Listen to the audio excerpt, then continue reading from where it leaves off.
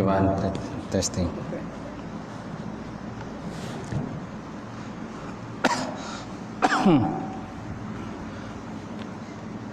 Alhamdulillah.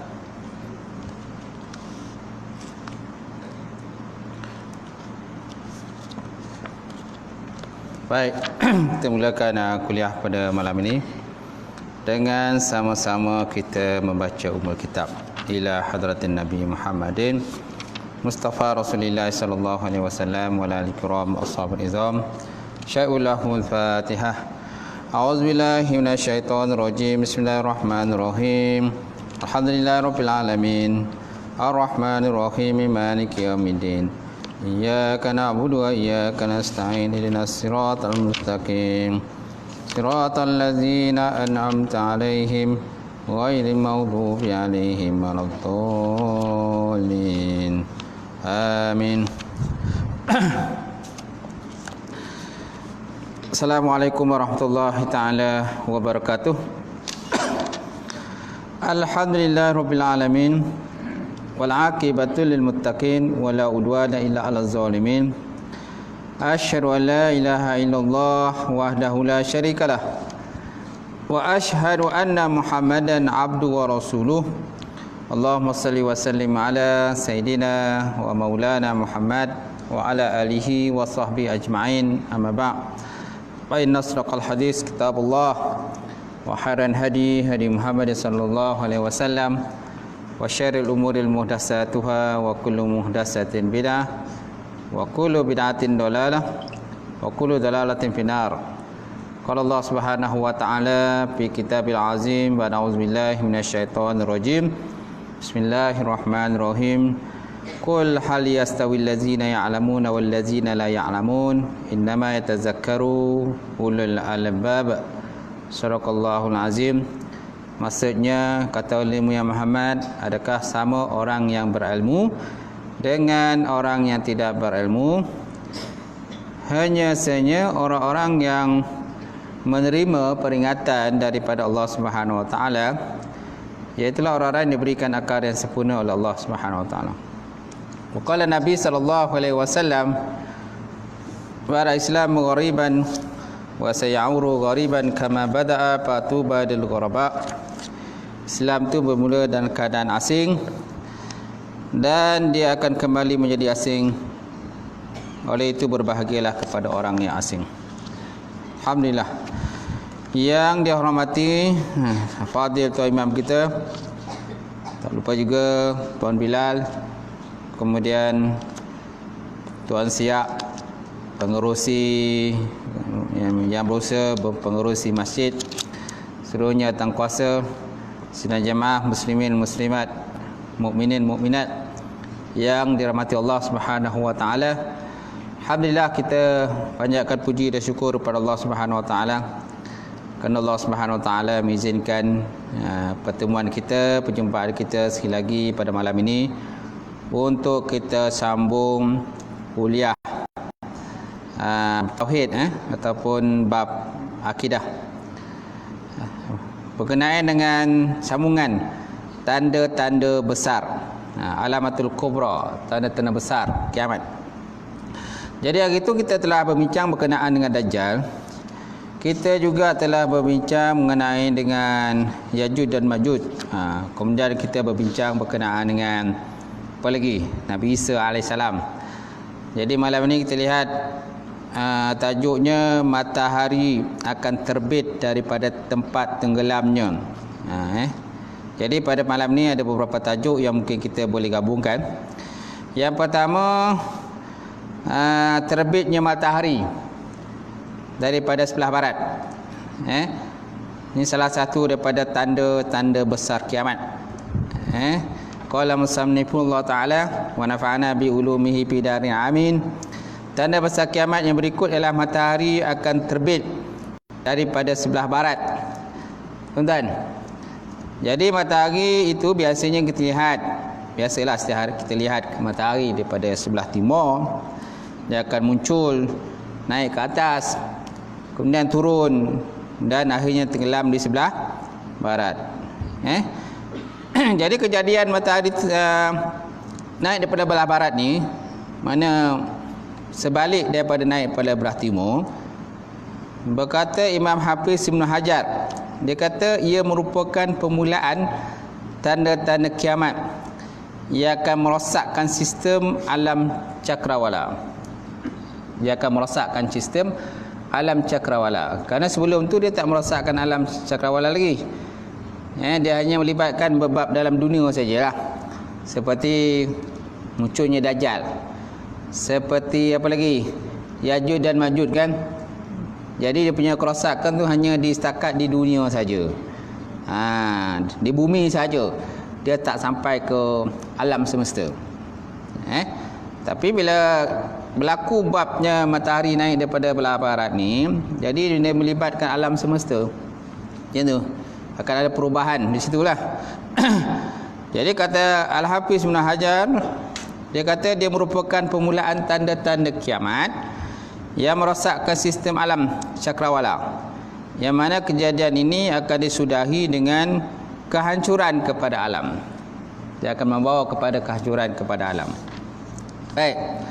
Nabi Muhammad sallallahu alaihi wa ala alihi wasallam telah bersabda, dia kata inna awalal ayah khurujan tulu'us syamsi min maghribiha wa khurujud dabbah 'ala an-nasi duha wa ayyuhuma ma kanat qabla sahibatiha wal ukhra ala asriha qariban.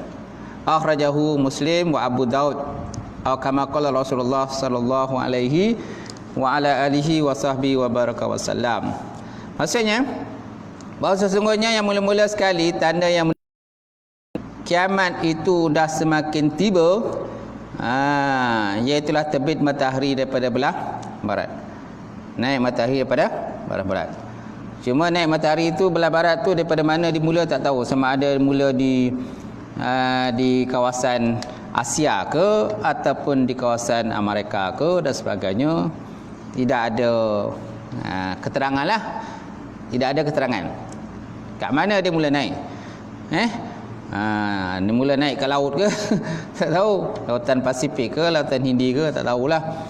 Cuma nak nyata sini berlakunya kenaikan matahari pada belah barat. Baik.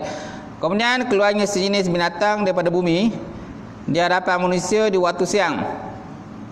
Di waktu siang hari keluarnya dabbah, binatang yang melata. Cuma tak dapat dipastikan macam manakah binatang melata ini. Wa khurujud dabbah 'ala nasi duha, pada waktu duha keluarnya dabbah, binatang melata. Ini keluar terlebih dahulu sebelum yang satunya keluar, maka yang satu lagi akan menyusul dalam waktu yang sangat dekat selepas berlakunya tanda yang pertama. Jadi maknanya dua kejadian ini akan berlaku dekat-dekat. Sama ada dabbah, binatang melata itu keluar dulu, ataupun matahari terbit pada belah barat berlaku dululah. Macam tu. Jadi kalau matahari dulu, maknanya maka lepas tu akan menyusulnya keluar binatang. Kalau binatang keluar dulu, maka selepas tu akan keluarnya dabbah, binatang yang melata tadi. Baik. Kemudian Nabi sallallahu alaihi wa ala alihi wasallam juga pernah bersabda, la taqumu sa'ah hatta talu'u syamsu min maghribiha. Fa iza tala'at wara'aha ajma'un. Wa zalika hina imanuha amanat min qablu aw kasabat bi imaniha khairan. Maksudnya hadis riwayat daripada Imam Bukhari, Muslim dan maksudnya la taqumu sa'ah, tidak berlakulah kiamat hatta sehingga tatlu'u syamsu min maghribiha, sehingga terbit matahari pada belah barat. Fa iza tala'at wara'aha nas amanu ajma'un. Bila matahari telah naik daripada barat, kamu akan lihat manusia semuanya beriman. Manusia semuanya akan segera beriman kepada Allah Subhanahu wa taala. Wa zalika hina la tanfa'u nafsan imanuha. Padahal pada masa tersebut tuan-tuan, tidak manfaat lagi akan segala iman-iman mereka. Lam takun amanat min qablu aw kasabat fi imaniha khaira. Di mana sebelumnya mereka tidak pernah beriman kepada Allah dan tidak pernah pula berbuat kebajikan. Subhanahu wa ta'ala. Sebabnya dalam satu hadis yang lain pun ada sebut, bila terbit matahari daripada belah barat, maka pintu taubat akan tertutup. Pintu taubat akan tertutup, tidak lagi diterima sesiapa yang nak bertaubat kepada Allah Subhanahu wa ta'ala. Itu ada kaitan dengan hadis tadi lah. Fa iza tala'at wara wa zalika la tanfa'u nafsan imanuha. Pada masa itu kamu akan melihat manusia semuanya berbondong-bondong nak beriman kepada Allah Subhanahu wa taala. Tetapi iman tadi tidak manfaat. La tanfa'u nafsan imanuha lam takun amanat min qablu. Pada mereka itu sebelum tu tidak beriman kepada Allah Subhanahu wa taala, ataupun mereka sebelum itu beriman tapi tak nak buat kebaikan. Tak nak buat kebaikan, banyak mengabaikan segala arahan dan juga perintah Allah Subhanahu wa taala.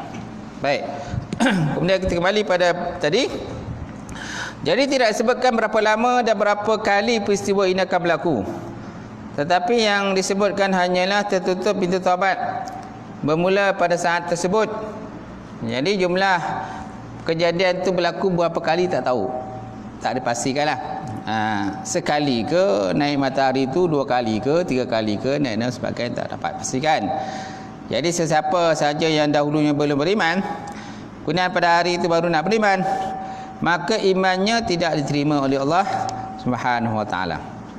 Baik, kemudian Imam Qurtubi rahimahullah taala telah membuat penjelasan kenapa Allah Subhanahu wa taala tidak lagi menerima taubat pada hari tersebut. Ini persoalanlah kenapa iman masa tersebut tidak lagi diterima, ataupun siapa nak taubat masa tu Allah Taala tak terima lagi. Kenapa? Jawapannya kata Imam Qurtubi ialah apabila matahari sudah naik daripada arah barat, maka semua orang akan takut dengan hampir kiamat. Jadi bila matahari dah naik belah barat, sebenarnya kiamat tu saat dia dah semakin hampirlah, semakin dekat dan masing-masing takut akan berlakunya kiamat. So mereka akan dilanda oleh suatu ketakutan yang sangat dahsyat, sehingga padamlah segala syahwat dan lemahlah segala tenaga. Maka keadaan seperti ini sama seperti keadaan orang yang hampir mati apabila rohnya sudah sampai ke halkum ataupun ke kerongkong. Itulah ibaratnya lah. Jadi bila matahari dah naik belah barat ni, maknanya dah orang kata saat kiamat tu bakal hampir. Jadi masing-masing orang kata takut ataupun berdebar-debar, bilakah berlakunya kiamat. Bilakah berlakunya kiamat. Masing-masing takutlah, gementarlah akan berlaku keadaan tersebut. Okey. Jadi kalau sebelum tu orang yang nafsu dia kuat, keinginannya sesuatu terhadap dunia ni kuat, maka bila berlaku tersebut, maka keinginannya semakin lemah.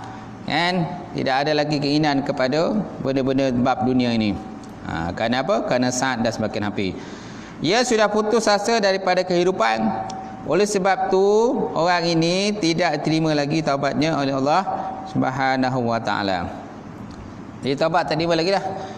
Kenapa? Kerana sebelum ni kemungkinan dia banyak ikut hawa nafsu dia. Apa saja yang terlintas dalam otak ni dia semua nak buat. Bila sampai ia signal, istilah kita signal lah, signal ataupun siren tu tak, dia naik matahari macam malam barat ni macam signal ataupun siren lah tu. Kalau siren ni dah tu, makna dah semakin api tu. Baik, itu tadi tentang terbit matahari pada sebelah barat. Baik, kalau kita Rasulullah SAW yang diriwayatkan daripada Abu Hurairah ini adalah bermaksud keimanan yang tidak berguna itu adalah keimanan orang kafir.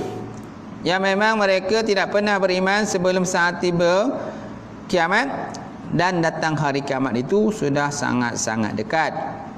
Kemudian begitu juga tidak berguna taubat orang-orang yang beriman tapi banyak mengerjakan perbuatan maksiat kepada Allah Subhanahu Wa Taala, juga tidak akan diterima taubatnya oleh Allah Subhanahu Wa Taala. Baik, kemudian keluarnya dabbah. Keluarnya dabbah ini Allah Taala sebut dalam Quran. Dalam surah An-Naml ayat 27. A'udzubillahi minasyaitonirrajim. Wa idza waqa'al qawlu 'alaihim akhrajna lahum dabbatan minal ardi tukallimuhum innan nasu kanu biayatina yuqinun. Maksudnya, dan apabila sampai masa berlakunya hukumannya atas manusia, kami keluarkan untuk mereka sejenis binatang daripada bumi. Sejenis binatang daripada bumi, yang akan menyatakan kepada mereka bahawa manusia telah tidak meyakini ayat-ayat keterangan dan juga pengajaran kami. Jadi dia beritahulah manusia semuanya tidak yakin lagi. Anannasu kanu bi ayatina la yuqinun. Kan sampai satu masa dan ketikanya maka keluarlah binatang tadi, cuma tak dapat dipastikan macam manakah bentuk binatang itu. Wallahu alam lah, kita pun tak tahu macam dia sebenarnya. Cuma binatang tu akan keluar besok berdasarkan pada ayat surah An-Naml ayat 87 ni. Tuan-tuan tengoklah. Dalam ni ada disebut perkataan dabbatan fil ardi. Wa iza waqa'al qawlu 'alaihim akhrajna lahum dabbatan minal ardi tukallimuhum annan nasu kanu bi ayatina la yuqinun. Dan apabila telah sampai masa berlakunya hukuman atas manusia, lalu kami keluarkan mereka sejenis binatang daripada bumi. Tukallimuhum, yang mana binatang tadi boleh bercakap. Binatang tadi boleh berkata-kata. Apa yang dia kata? Innan nasu kanu bi ayatina la yuqinun. Sesungguhnya manusia adalah mereka itu dengan ayat-ayat kami mereka tidak yakin. Tidak yakin dengan keterangan-keterangan yang disebut Allah Ta'ala dalam Quran. InsyaAllah tuan. Baik. Jadi mengikut Imam Hafiz Ibn Hajar, bahawa binatang itu akan muncul pada pagi hari ketika matahari terbit daripada arah barat. Ketika matahari naik belah barat, maka binatang itu keluar. Jadi sama ada binatang keluar dulu ataupun matahari naik dulu, dia akan silih bergantilah. Macam yang saya sebut sebelum ni kan. Baik. Kemudian ianya sangat ganjil kerana dia akan berbicara dengan manusia. Nampak? Dia boleh cakap dengan manusia dan menjelaskan siapa yang beriman kepada Allah dan siapa yang tidak beriman kepada Allah, sebagai kesempurnaan daripada tertutupnya pintu taubat oleh Allah Subhanahu Wa Taala. Lalu binatang tadi tuan-tuan memberi tanda ataupun cap keimanan atau kekafiran pada hidung orang yang ditemui. Masya-Allah. Dia akan cop. Sama ada orang ni beriman ke tak beriman. Kafir ke tak kafir. Okey. Dia kena cop. Macam mana bentuk cop Allah alam. Semua disebut dalam kitab. Jadi orang yang beriman akan jelas keimanannya, dan masa itu orang yang kafir akan jelas kekafirannya kepada Allah Subhanahu Wa Taala. Inilah kelebihan yang ada pada binatang ni. Dia boleh bercakap. Biasanya binatang bercakap dalam TV je lah. Betul tak? Binatang yang cakap ni biasa tengok kat mana tu kan? Dalam TV. Dalam movie lah. Dalam cerita movie dapatlah tengok binatang bercakap. Dalam cerita Upin Ipin dapatlah tengok binatang bercakap. Betul tak? Tapi dalam hakikat yang sebenarnya tak adalah binatang bercakap. Kalau binatang bercakap kat tuan-tuan pun pensan lah. Ataupun mungkin cepat dapat masuk dalam TV lah. Binatang tu akan glamour dan masuk dalam TV. Kenapa? Boleh bercakap. Macam tu. Baik. Jadi setiap benda tu yang berlaku tu semuanya ada hikmah yang Allah Ta'ala saja lebih mengetahui hikmah-hikmah tersebut. Baik. Seterusnya tanda kiamat yang berlaku yang seterusnya, Quran akan diangkat oleh Allah Subhanahu Wa Taala. Apabila pintu taubat sudah ditutup tuan-tuan, Dan orang sudah tidak mau lagi mengamalkan isi Al-Quran. Bahkan orang sudah tidak mengenali apa-apa kewajipan terhadap Allah Subhanahu Wa Taala. Dan mereka sudah tak tahu apa itu solat. Solat, bila sebut solat mereka tak tahu apa benda itu solat. Kemudian puasa, bila sebut puasa pun mereka tak tahu apa benda itu puasa. Haji dan sebagainya. Maka ketika itulah Quran akan diangkat oleh Allah Subhanahu Wa Taala. Dia tak faham lagi. Sama macam zaman salah macam zaman jahiliah baliklah. Kembali pada zaman jahiliah semula. Macam mana zaman jahiliah disebut tentang puasa kita tak tahu. Walaupun ada sebahagian yang tahu. Kalau pada zaman sebelum kelahiran baginda Nabi Muhammad sallallahu alaihi wa ala alihi wasallam, manusia golongan Arab masa itu mengamalkan syariat nabi yang sebelumnya, iaitu Nabi Allah Ismail dan juga Nabi Allah Ibrahim alaihissalam. Jadi mereka mengamalkan syariat para nabi dan rasul yang sebelumnya lah. Macam tu. Tapi ada juga kalau mereka tak tahu apa. Kan disebut tentang tawaf mereka tak tahu. Sebut tentang haji pun mereka tak tahu.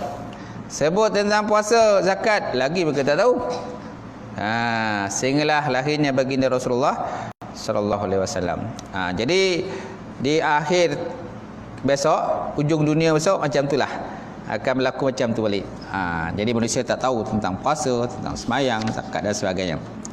Baik, kita lihat satu hadis Nabi sallallahu alaihi wa ala alihi wasallam, yadrusul Islam kama yadrusu wasnil sabi hatta la yudra ma siyamun la salatun wala nusukun wala sadaqatun liyusra ala kitabillah fi lailatin la yubqa fil ardi minhu ayatun wa yabqa tawaifu minan nas Syekhul Kabir wal Ajuz yaqulu adrakna aba'ana ala hazil kalimat la ilaha illallah fanahnu naqul faqala lahu silah ma tughni anhum la ilaha illallah wa hum la yadruna ma salatun wala siyamun wala nusukun wala sadaqatun fa'arada anhu Huzaifah summa raddaha alaihi salasan kullu zalika yuridu anhu Huzaifah summa aqbala alaihi fi salasis salisah faqala ya silah tunjihim minan nar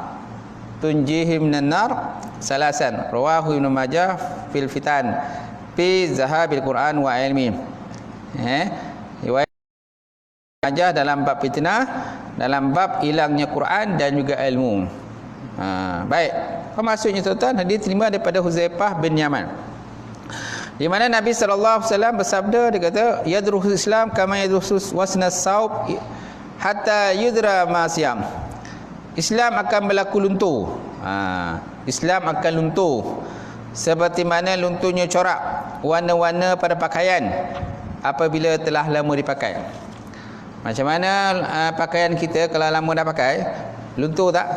Luntur kan warna dia kan? Kalau baru beli macam mana? Cantik kan? Lawa kan, kita pakai pun berseri-seri tu tak? Dia punya kain pun keras lagi tu tak? Sonok kita pakai. Tapi kalau dah lama-lama pakai, luntur dan mudah koyak. Mudah koyak. Silap-silap dan bila tuan duduk mencangkung, lepas itu bangun dah terkoyak. Betul tak? Jangan orang nampak sudah. Kalau koyak tu coba-cobalah tutup. Kalau tidak ada golak ada orang. Betul tak? Ini kena pakai pakaian yang dah lama. Maklumlah dah koyak, dah uzur pakaian. Jadi begitu juga tuan-tuan berlaku pada Islam.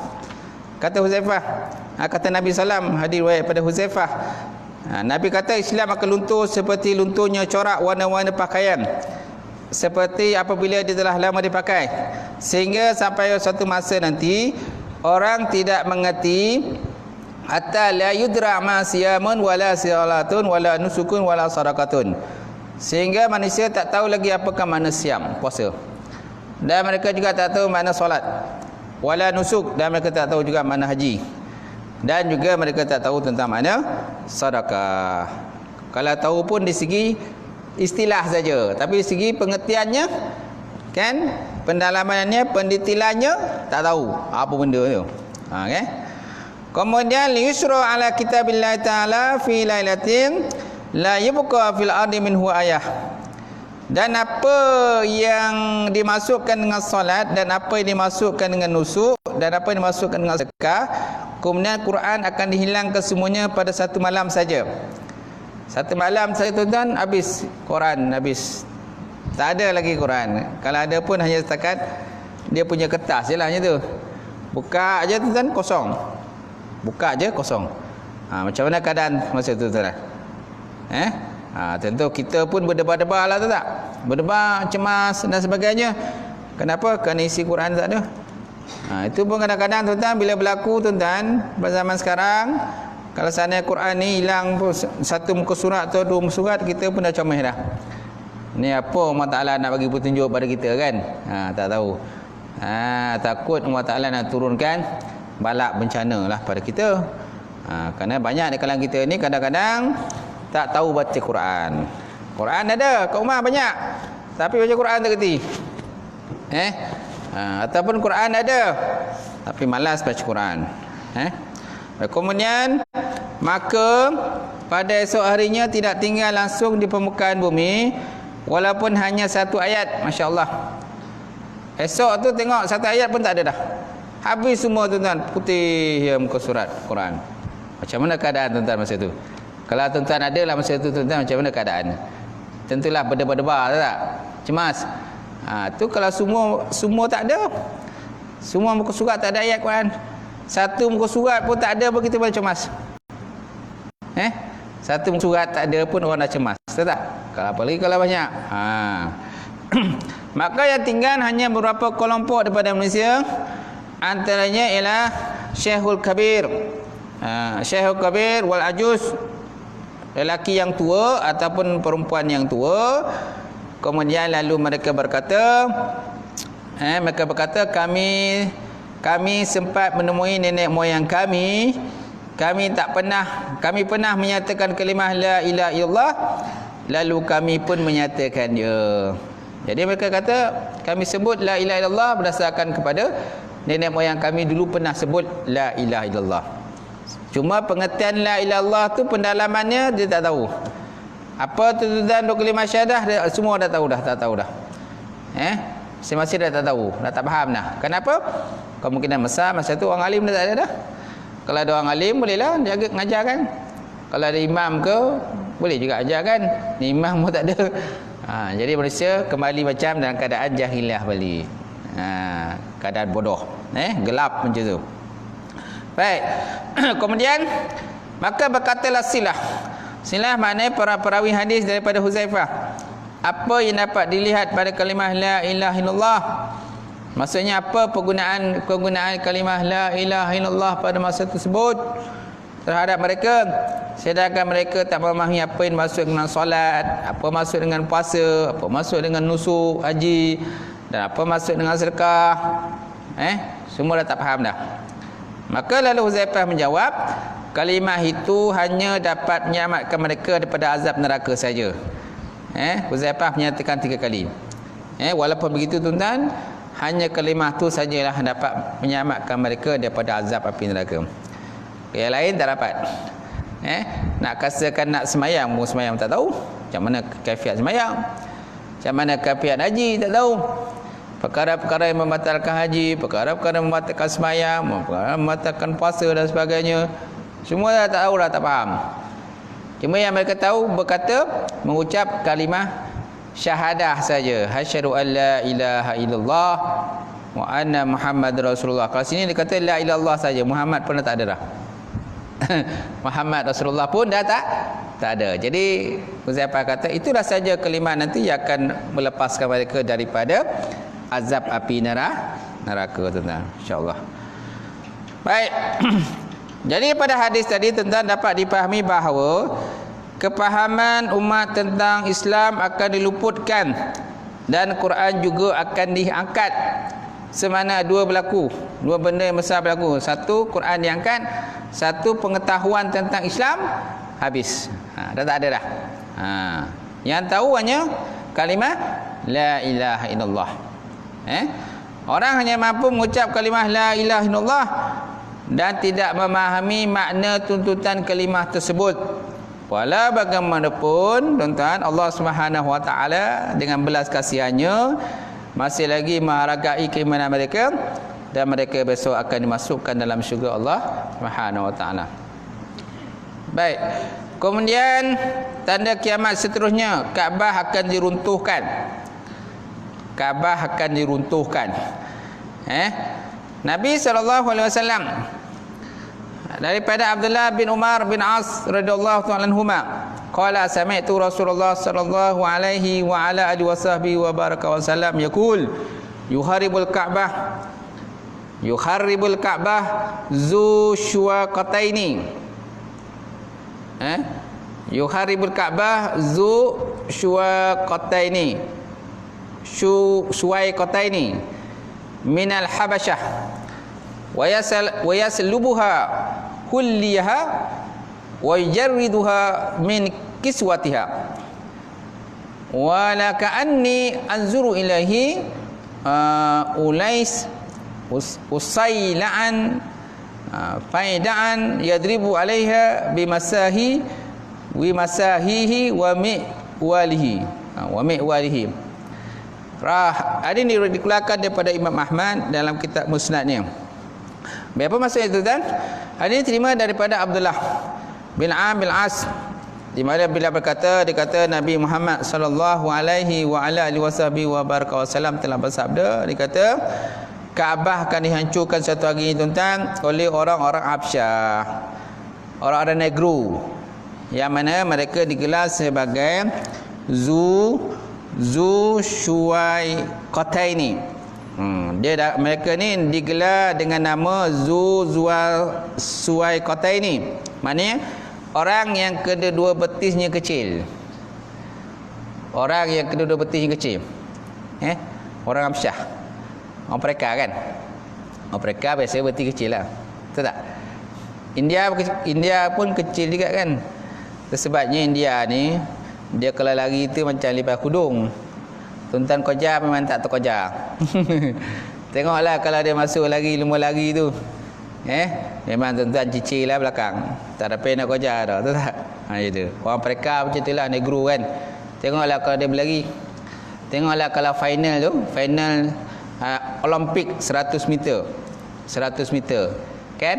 Yang banyak masuk tu, akhir tu, saringan akhir tu siapa? Negro tu tak? Orang kulit hitam. Kenapa? Memang dia ni kuat berlari. Memang dia kuat berlari. Orang kulit putih ke? Ada, tapi tak banyak lah. 1-2 je. Yang banyak dia lah. Dia bolot habis kan? Tengoklah kalau lari jarak jauh. Lari jarak jauh. Kan?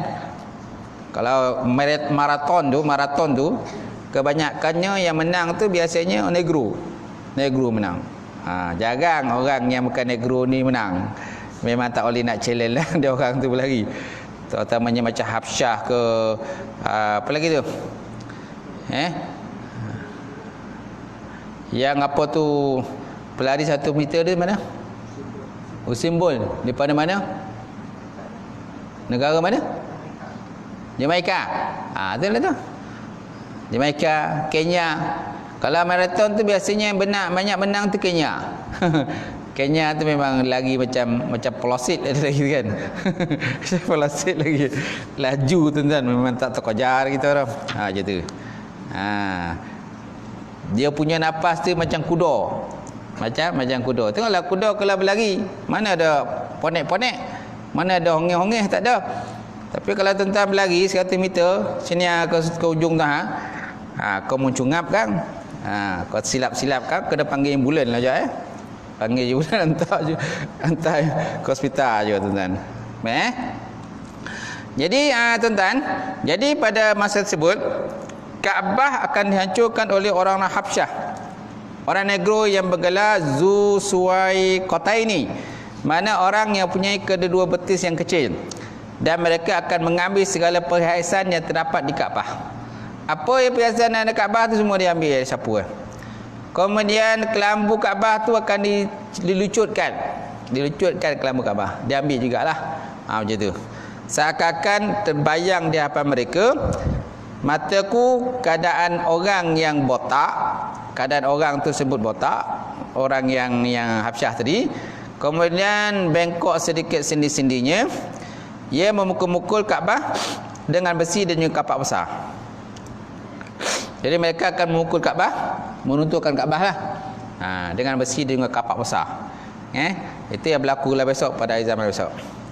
Jadi kalau Kaabah dah tak ada, macam mana kita nak pergi tawaf di Kaabah? Dah tak ada Kaabah dah, kosong je. Sampai situ kosong, mana Kaabah ni kan?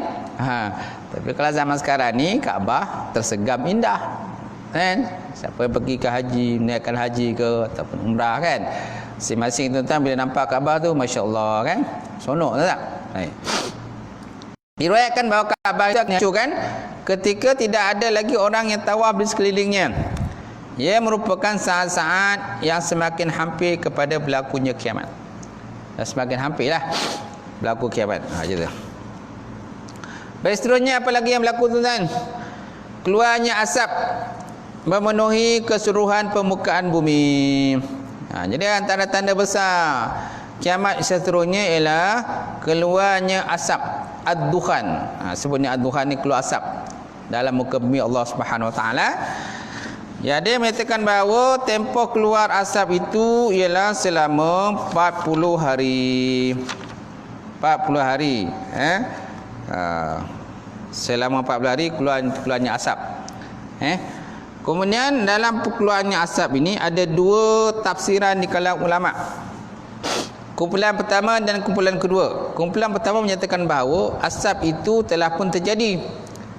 Asap dan kata itu dah terjadi dah. Kata, ni kumpulan pertama lah. Ulama pertama menyatakan begitu. Iaitu asap kemarau yang telah menimpa kaum Quraisy Mekah ketika mereka didoakan oleh Nabi Muhammad sallallahu alaihi wa ala alihi wasallam. Ini pendapat ni dipelopori oleh Ibnu Mas'ud, Mujahid, Abu Aliyah, An-Nakhai, dan pendapat ini juga dipilih oleh Imam Ibnu Jarir At-Tabari radhiyallahu taala anhu. Ini pendapat pertama lah, menyatakan bahawa asap dah keluar. Dan jerubu pun orang kata ni pun termasuk juga. Kan banyak berlaku jerubu kan bila kemarau je kan. Banyak berlaku jerubu. Daripada mana asap tu datang?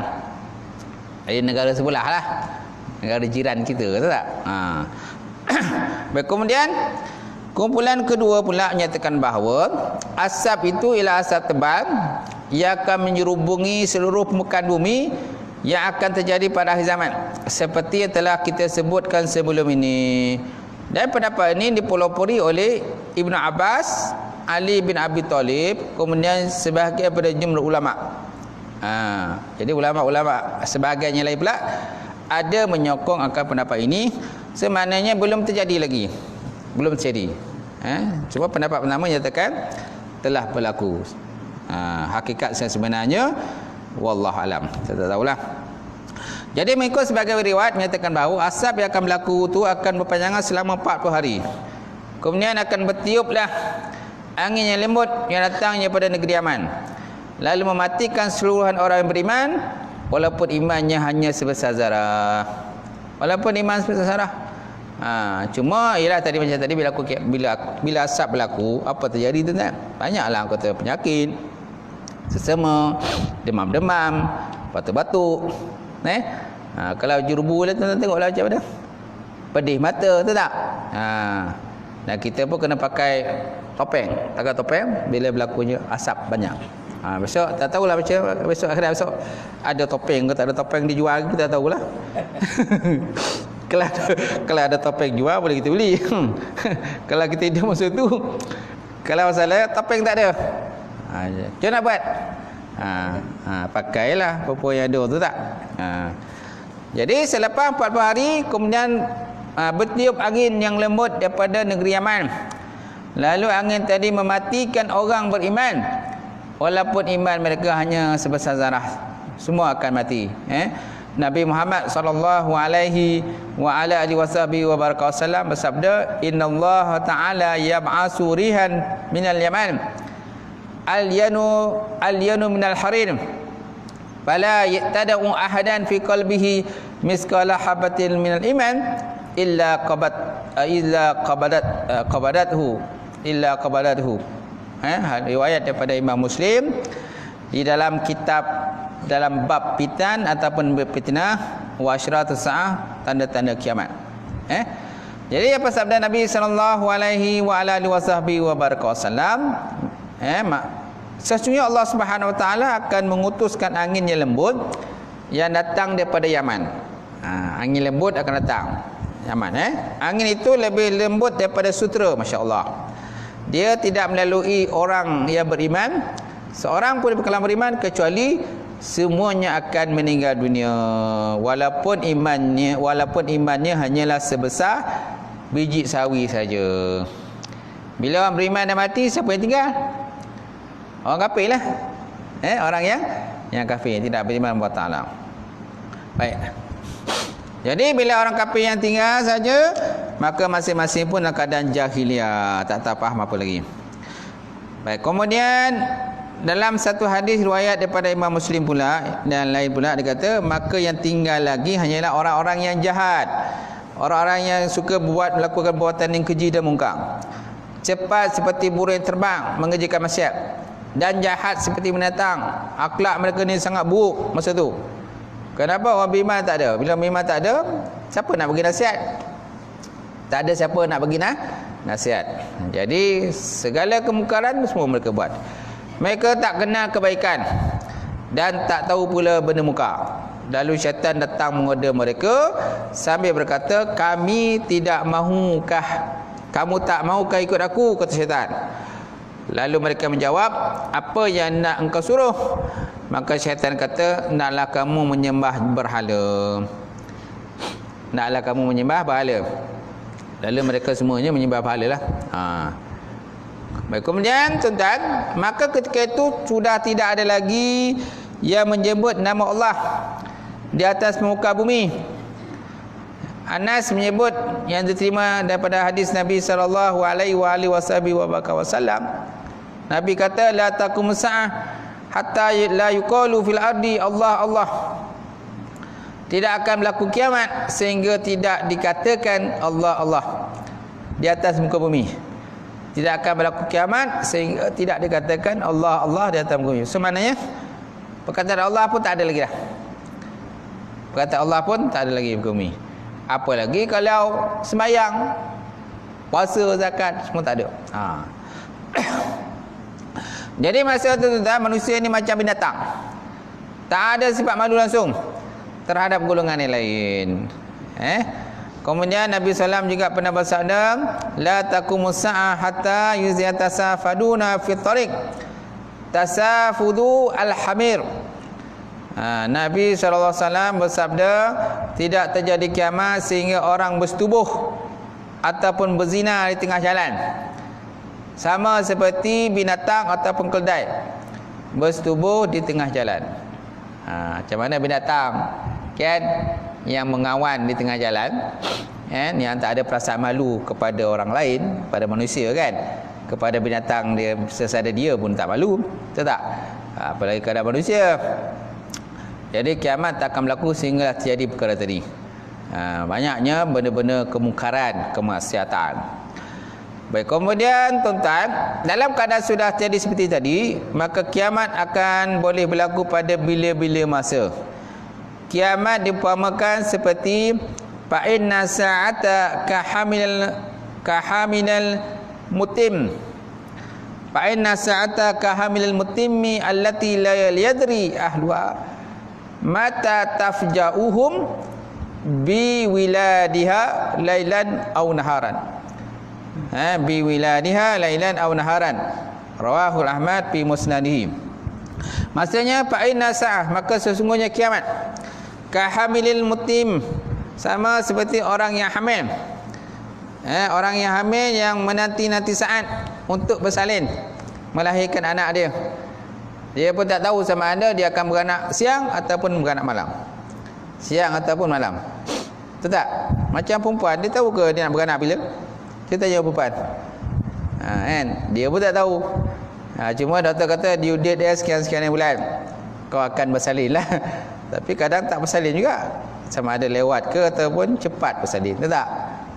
Kemudian mereka pun tak dapat pastikan beranak siang ke, beranak malam ke, petang ke, pagi ke, tengah malam ke dan sebagainya. Suami pun apa lagi pun tak kerti, tak tahu. Hanya menanti-nanti saja maaf salin. Bila maaf salin pun alhamdulillah kan, seronok tak? Dah jadi ayah. Jadi ayah.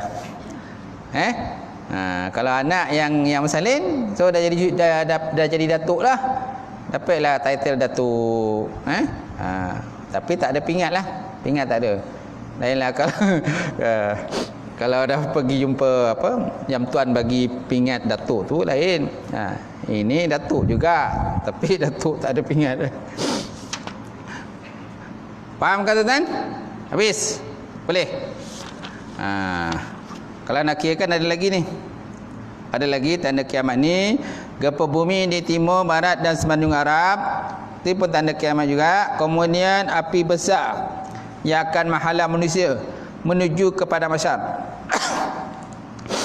Api besar yang akan keluar daripada kawasan Aden, selatan Yaman, dan terus menghalang manusia ke arah negeri Syam ataupun utara. Yang disebut sebagai padang mahsyar, tempat kematian seluruh manusia, insya-Allah. Kemudian berlaku kiamat. Bila berlaku kiamat tu adalah tiupan sangkakala kan. Sangkakala yang pertama, kemudian tiupan sangkakala yang kedua dan seterusnya. Sampai situlah saja tentang tanda-tanda kiamat ni. Insya-Allah besok kita sambung pula tentang syurga dan neraka dan seluruhnya, beriman kepada qada dan qadar. Wallahu a'lam bissawab. Okey, ada soalan?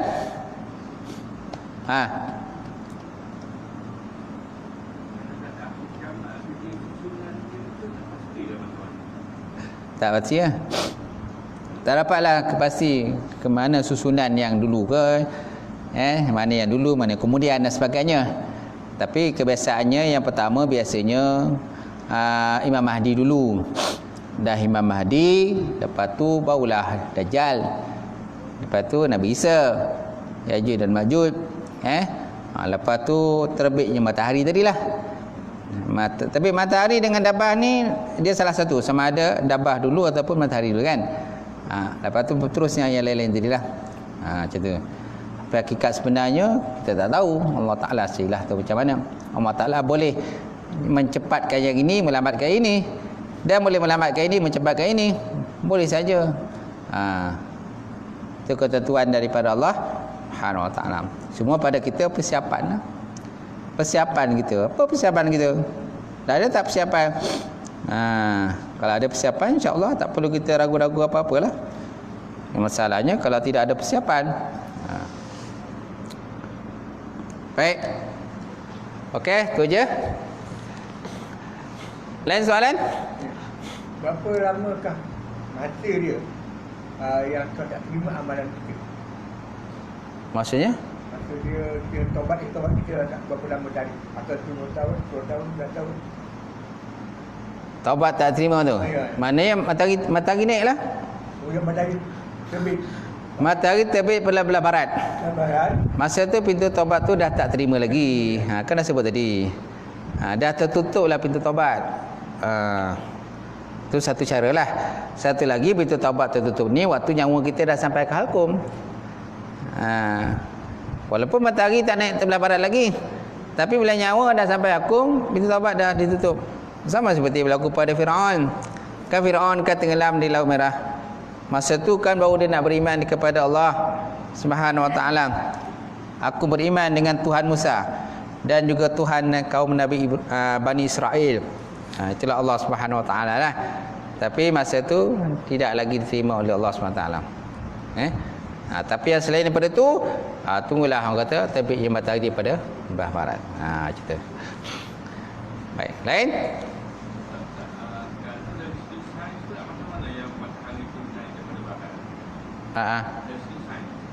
Sain.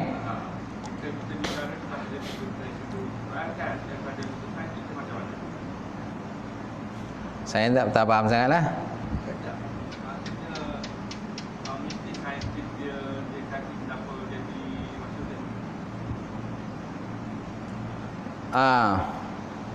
Itu tak temu lagi.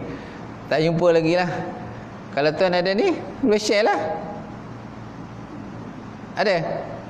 Tak ada pula. Tak apa, nanti kita carilah. InsyaAllah akan datang datang mungkin kita boleh tambah lagi atau ulas sikit lagi. Dari segi sudut sains. Sudut sains. Jadi benda kelikus sudut sains pun sebenarnya benda tak mustahil lah. Semua boleh berlaku, betul tak? Yalah, alam ni dia sampai satu tahap dan ketikanya dia pun hancur jugalah, rosak juga alam ni. Kerana kita ni benda baru kan, kita pun jatuh juga sampai tahap dan ketikanya kita pun mati. Alam pun betul juga, akan masa sampai masa ketika dia akan hancur juga, rosak juga macam tu kan. Dan masa pun kita tengok pun dah semakin cepat, betul tak? Yang paling ketara ni sekarang ni masa berlalu begitu cepat dan pantas. Sekejap je kita rasa dah maulud dah. Kejap je kita rasa dah raya, dah pergi haji balik, orang dah pergi haji semula kan. Anak-anak kita kalau sekolah tuan-tuan rasa sekejap je dah habis sekolah rendah, lepas tu kejap dah habis sekolah menengah. Kalau masuk universiti pun jatuh juga, dah combo dah. Rasa macam je baru masuk universiti, betul tak? Rasa macam baru masuk universiti, tapi tu kan tak lama tu dah combo, dah habis dah 4 tahun. Dah habis 4 tahun, mana dah 8 semester, dah dapat ijazah. Tapi kita rasa macam sekejap sangat, betul tak? Tanda kiamat jugalah kan. Itu paling ketara lah bagi kita, betul tak tuan-tuan? Betul kan? Okey, insya-Allah. Tak apa, nanti kita simpan soalan tu. Nanti kita ulas kemudian insya-Allah. A'udzubillahi minasyaitonir rajim. Bismillahirrahmanirrahim. Alhamdulillahirabbil alamin wassalatu wassalam ala asyrafil anbiya'i mursalin wa ala alihi washabbihi ajmain. Allahumma zidna 'ilman nafi'a wa yaqinan shadiqan wa 'ala mutaqabbala wa rizqan halalan mubarakatan katsiran wa siyana fatanya alim. Nawalana qulubana bi nuri ma'rifataka wa ta'ala bil arifin. Allahumma faqihna fid din. Allahumma faqihna fid din. Allahumma faqihna fid din. Allahumma inna na'udzubika min ilmin la yarfa wa min nafsin la tashba wa min qalbin la yasha wa min du'ain yustajab laha ya arhamar rahimin. Rabbana zalamna anfusana wa illam taghfir lana wa tarhamna lanakunanna minal khasirin. Rabbana atina fid dunya hasanah wa fil akhirati hasanah wa qina azabannar. Subhana rabbika rabbil izzati amma yasifun wa salamun alal mursalin. Alhamdulillahi rabbil alamin. Taqabbalallahu minkum minna minkum taqabbal ya karim.